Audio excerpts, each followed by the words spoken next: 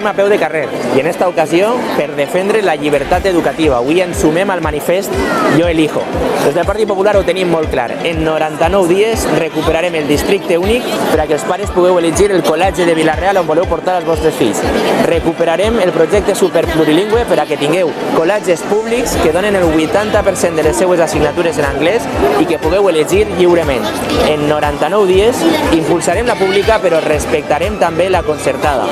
Ho tenim molt clar. En 99 dies el Partit Popular farem que els pares pugueu decidir en llibertat quina educació voleu per als vostres fills.